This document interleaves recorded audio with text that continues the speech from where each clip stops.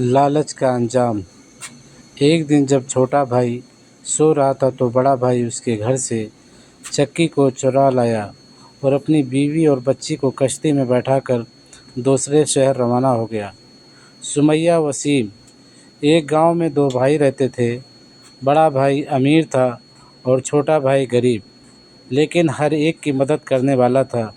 एक दफ़ा जब छोटा भाई अपने घर वालों के लिए बाज़ार से खाना लेने जा रहा था तो रास्ते में उसे एक फ़कीर मिला। उसने कहा, खुदा के लिए अगर तुम्हारे पास खाने को कुछ है तो मुझे दे दो, 2 दिन से कुछ खाया नहीं। छोटे भाई ने फ़ौरन वो पैसे उस फ़कीर को दे दिए। वो फ़कीर बहुत खुश हुआ और उसने कहा, तुमने मेरी मदद की है और मैं तुम्हें इसका इनाम ज़रूर दूंगा। सीधे मशरिक़ की तरफ चले जाओ, वहाँ तुमको एक गार नज़र आएगा। उसमें 3 बौने रहते हैं।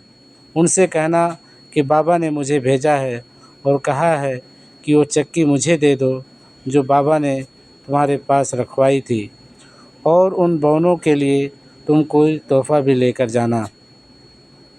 यह कहकर वो बुज़ुर्ग चले गए। छोटा भाई मशरिक़ की तरफ चल पड़ा। उसने उन बौनों के लिए केले लिए ताकि वो उनको तोहफ़ा दे सके। थोड़ी ही देर में उसको एक गार नज़र आया। वो उस गार में चला गया। तीनों बौने उसको देखकर खड़े हो गए। उसने उन बौनों को बाबा वाली बात बताई और उनको तोहफ़े में केले दे दिए। ये देखकर बौने बहुत खुश हुए और कहने लगे, ऐ नौजवान, तुमने हमारा दिल खुश कर दिया। ये लो 2000 अशरफियाँ और ये लो चक्की।